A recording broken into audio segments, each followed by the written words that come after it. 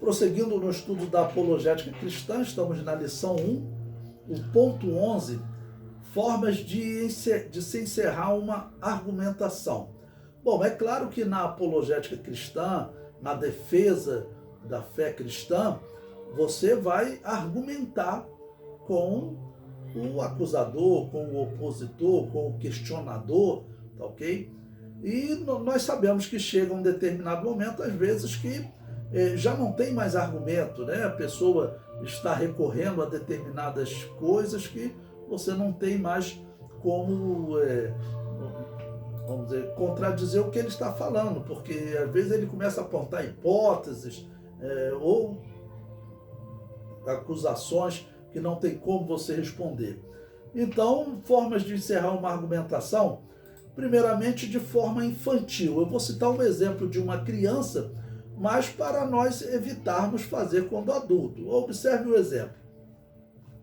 Existem argumentações que, se for encerrada por uma criança, é até interessante ou engraçada, mas se um adulto usar o mesmo argumento, já soa de uma maneira diferente. Olha o exemplo. Uma professora não cristã estava numa sala de aula criticando a Bíblia, enquanto uma menina de 7 anos contra-argumentava, ou seja, uma criança, né? Uma criança contra-argumentava. A professora prosseguia e citou a história de Jonas ser engolida por um grande peixe. Como algumas traduções dizem baleia, ela falava em baleia, né? E a menina contra-argumentava. Quer dizer, uma pausa aqui para explicar a vocês. Contra-argumentava, não, a Bíblia é a palavra de Deus, sim, e pelo exemplo que eu vi, a menina que frequentava a escola dominical, né? Então ela está argumentando. Até que a menina, não tendo mais argumento, porque não tinha mais o que se falar, né? Ela falou o seguinte: então quando eu chegar no céu, eu pergunto a Jonas e ficarei sabendo o que realmente aconteceu. A professora, já não querendo argumentar, mas provocar, disse: e se Jonas não tiver ido para o céu? Se ele tiver ido para o inferno, você não vai saber o que realmente aconteceu. A menina respondeu: nesse caso, quando a senhora chegar no inferno, a senhora pergunta a ele. Ou seja, a resposta da menina, vamos considerar assim, é sensacional, né? Para uma menina de 7 anos de idade. Vamos dizer, no caso de adultos, né, certamente o adulto nem falaria, então quando eu chegar no céu eu pergunto a ele, e nem a professora teria chance de fazer essa afirmação absurda, né? Agora, o exemplo do que acontece em salas de aula, isso daqui acontece constantemente. Eu falo para vocês, façam uma pesquisa nas suas igrejas, procurem nos seus conhecidos. De memória, eu já começo a lembrar de filhos de pastores, filhos de cristãos, jovens que participaram da mocidade que eu participei, e eles foram para a faculdade. Quando eles chegavam na faculdade, eles perdiam a fé. Por quê? O professor pegava a história e falava o seguinte, aqui, olha, deixa eu contar uma história aqui para você, o que os cristãos fizeram. Os cristãos organizaram as cruzadas e mataram milhares de islâmicos lá em Jerusalém. E mais, eles matavam, além de islâmicos, matavam judeus e matavam até outros cristãos diferentes deles. Olha aí o que o cristianismo fez. E as pessoas não sabem responder. Aí o que o jovem faz? Ele se fecha, enquanto ele deveria responder para aquela professora, olha, esses que estavam aí organizando as cruzadas não eram cristãos, eram católicos. Tanto que eles mataram outros cristãos que estavam lá em Jerusalém, que não eram do mesmo segmento católico. Então, as pessoas têm que ser preparadas para dar essa resposta. Mas, como eu disse, façam uma pesquisa e vocês encontrarão jovens que foram para a faculdade e perderam a fé, porque eles apontam a história. Olha a Guerra dos 30 Anos, de 1618 a 1648, uma guerra entre católicos e protestantes, dizimou a Europa. A história diz que foi uma guerra pior do que a Segunda Guerra Mundial para a Alemanha. A Alemanha foi mais dizimada do que na Segunda Guerra Mundial. Como é que você explica isso? Aí a pessoa não sabe o que responder. Mas existe a resposta. Ó, aquilo ali não era cristianismo.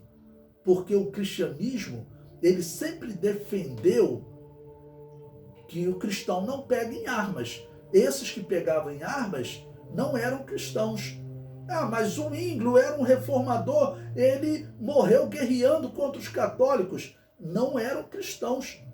Tanto que no final dessa guerra dos 30 anos, aí eu explicando para vocês, ocorreu um acordo católico-protestante. Olha, não vamos nos matar mais. Agora, e quantos anabatistas, aquelas igrejas que não aceitam o batismo de recém-nascido, como a Assembleia de Deus, por exemplo? Eles falaram, ah, não, esses nós vamos continuar matando. E só pararam de matar lá em 1790, quando a Revolução Francesa disse ninguém poderá ser molestado por sua fé. Nós temos que explicar isso para os jovens quando eles forem para a escola, quando eles forem para a faculdade. Porque eu estava comentando isso com um irmão, estava na casa dele visitando ele, aí a filha dele falou, pastor, eu estou fazendo o 2º grau e os professores já atacam de tudo quanto é maneira, dizendo que o cristianismo foi a pior coisa que aconteceu para a história da humanidade, que o cristianismo organizou guerras, matanças, organizou a Inquisição como nunca se viu na história. Aí eu falei, então, você tem que falar para o professor o seguinte, não foi o cristianismo que organizou. Você fazendo isso, você vai estar defendendo a fé cristã. E qual a evidência que você vai citar? Quando o professor falar em Inquisição, você fala o seguinte, professor, basta ver por que foi criada a Inquisição. A Inquisição não foi criada para matar os islâmicos. A Inquisição foi criada para matar igrejas que viviam escondidas na Europa. E a Igreja Católica descobriu essas igrejas. Essas igrejas, a característica delas é que eles não aceitavam o batismo de recém-nascido e eles não aceitavam esse poder católico, essa ligação com o Estado. Foi lá no ano 1200, a história conta, lá na região de Lyon, na França. A Igreja Católica encontrou uma igreja que eles chamavam de anabatista, ou seja, rebatizadores, que batizavam católicos quando aceitavam Jesus nessas igrejas, aí tinham sido batizados quando crianças. Eles recebiam lá e eles diziam, não, esse batismo não tem valor para Deus. E batizavam essas pessoas quando adulto. Os católicos chamavam eles de rebatizadores, em latim, anabatista. Então veja, a história está dizendo que existia mais de uma igreja. E o senhor está colocando tudo em um só pacote. Esse é um erro grave. E aí eu cito um exemplo para vocês também, para ajudar na argumentação. Certa vez eu estava dialogando com um ateu e ele apontou, né, esses assassinatos, né, da Inquisição e outros casos, e eu expliquei para ele que não existia só um cristianismo, tanto que a Igreja Católica criou a Inquisição para matar outros cristãos. E eu falei com ele, você não pode colocar tudo em um só pacote, porque veja, se eu fosse colocar todos os ateus em um só pacote, eu iria colocar que os ateus no século XX, eles mataram, como mataram Lenin e Stalin lá nos anos 1920, na Rússia, quando eles implantaram o comunismo na Rússia, eles mataram muitos. Adolf Hitler era ateu, Mao Tse-tung, quando implantou o comunismo na China, diz a história que ele matou 20 milhões de chineses que não aceitaram o sistema de governo dele. O ateísmo até hoje está matando um monte de pessoas na China, na Coreia do Norte. Você acha que eu vou colocar tudo em um só pacote e dizer que você também é assassino? Não. Então, assim também, você não pode pegar a história e dizer que existia um só cristianismo e que todo o cristianismo matava. Não. A Inquisição prova que existia mais de uma igreja. E a Igreja Católica, com a Inquisição, ela perseguiu essa igreja por 300 anos. Então mostra que não era meia dúzia de gato pingado. Eram muitos cristãos que estavam pela Europa fugindo.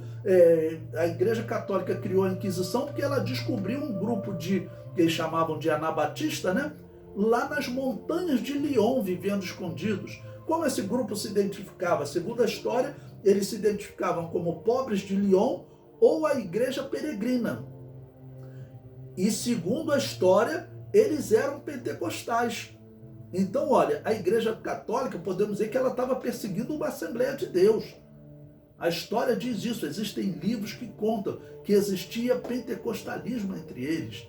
Então não pode ser colocado tudo em um só pacote. Mas o que ocorre? Os professores, vocês sabem que infelizmente a educação no Brasil ela foi organizada por comunistas, ela foi organizada por ateus. A maioria dos professores universitários são ateus. E a maioria dos ateus, eles são ateus por quê? Por causa da história da Igreja Católica. Olha, teve um ateu chamado Rousseau. Ele escreveu um livro intitulado, esse livro é horrível. Se vocês quiserem comprar para ler as aberrações, o título do livro é Por que não sou cristão? E ele conta toda a história da Igreja Católica como se a Igreja Católica fosse o cristianismo. Ou seja, os homens não conseguem nem ver que a Igreja Católica também perseguia outras igrejas. A Igreja Católica chamava essas igrejas de perigosas. Tem que dizimar essas igrejas. Mas quem são os perigosos? Lá no século VII, a Igreja Católica diz que conseguiu exterminar todas as igrejas que não aceitavam o batismo de recém-nascido. Sabemos que não conseguiu, mas só dela dizer que conseguiu dizimar igreja diferente dela, será que não dá para os ateus abrirem os olhos e dizer, olha, realmente existe mais de uma igreja? E segundo as palavras de Jesus, eu tenho que concordar com você, Levi. Eu tenho que concordar que cristianismo era aquela que estava sendo perseguida e não aquela que estava perseguindo. Cristianismo é aquela que estava sendo torturada e morta e não aquela que estava torturando e matando. Eu estava contando a história, dando aula de história da igreja, um dos muitos exemplos, um pastor chamado Dolcino, que no ano 1300 foi morto ele e 400 membros da igreja dele pela Inquisição Católica. Por quê? Porque ele fazia parte dessas igrejas que não aceitavam o batismo de recém-nascido e que tinha uma doutrina diferente da Igreja Católica. A Igreja Católica falou, não, esse Dolcino aí tem que ser morto, ele e todos os cristãos. Então, 400 cristãos mortos, enforcados, queimados, depois de serem torturados. Se vocês já pesquisaram sobre os instrumentos de tortura católica, eram coisas horríveis, né? E entre esses príncipes estava um católico lá, chamado Vlad III, que fazia parte de uma ordem dentro do catolicismo, chamado os Filhos do Dragão. Esse Vlad III, por fazer parte dessa ordem, os Filhos do Dragão, é que ele foi chamado de Drácula. É só vocês pesquisarem isso na história. Esse homem, ele pegava cristãos que não concordavam com o catolicismo, ele empalava as pessoas. Vocês sabem o que é empalar, né? É atravessar uma vara, normalmente de 2 metros, por todo o corpo da pessoa, às vezes na barriga, né? Coisas horríveis. Então, nós temos que defender a fé cristã. Agora, como alguns assembleianos estão dizendo que nós saímos do catolicismo, aí tudo o que Rousseau falou naquele livro lá, Por que não sou cristão, aí seria tudo verdade. O cristianismo realmente, como diz Rousseau, foi a pior coisa que aconteceu para a história da humanidade, porque estiveram do lado dos poderosos, roubaram, mataram e destruíram. É isso que Rousseau diz. Então, infelizmente, o Rousseau morreu, claro, viveu há bastante tempo, mas alguém poderia ter ensinado para ele a verdade, né? Hoje nós temos essa oportunidade. Um vídeo que nós gravamos e colocamos no YouTube, isso pode alcançar o mundo, irmãos. As pessoas podem ouvir a verdade de Deus agora mais facilmente. O número 11.2, o segundo exemplo, né, de forma de encerrar uma argumentação, eu digo, é o fugindo para o mistério, né? Alguns usam isso. Aqueles que não tentam defender argumentam que isso não tem resposta. É mistério, eles dizem. Nós sabemos que existem questões que realmente no cristão não tem como responder, né? Mas isso aqui não pode ser o padrão. Existem questões que nós podemos responder, mas tem algumas pessoas que não se dedicam ao estudar a Bíblia para poder defender a Bíblia e às vezes fogem muito para o mistério. Número 11.3, formas de encerrar uma argumentação de forma ameaçadora. Isso aqui é um exemplo que eu peguei e coloquei como ilustração para vocês. Veja, um homem de 50 anos diz à sua esposa: mulher, eu estava analisando a minha vida. Quando eu me casei contigo, eu possuía um fusquinha velho. Hoje eu tenho um carro importado. Eu vivia em um barraquinho. Hoje eu tenho uma bela casa. Eu era assalariado. Hoje eu tenho uma empresa e meu negócio vai de vento em popa. Você era uma linda gatinha. Hoje está gorda e acabada. Tudo na minha vida evoluiu, menos você. Estou pensando em te trocar por uma gatinha nova como você era. Ela respondeu, olha a argumentação da mulher. Pode fazer isso, e te garanto que tudo vai ficar como antes, pois vou arranjar um advogado e vou tirar esse seu carro, essa sua casa, dividirei a sua empresa, você vai voltar a andar de fusquinha e morar em um barraquinho. O homem disse, rapidamente passou a minha vontade de me divorciar e ainda elogiou, como é bom viver com uma mulher experiente que tem visão de futuro. Ou seja, essa daí encerrou bem a argumentação, né? E o quarto exemplo que eu coloquei para vocês, né, forma de encerrar uma argumentação com injustiça. Veja esse exemplo. Um homem no hospital sai do coma e vê a sua mulher ao seu lado e lhe diz, mulher, você esteve todo esse tempo ao meu lado.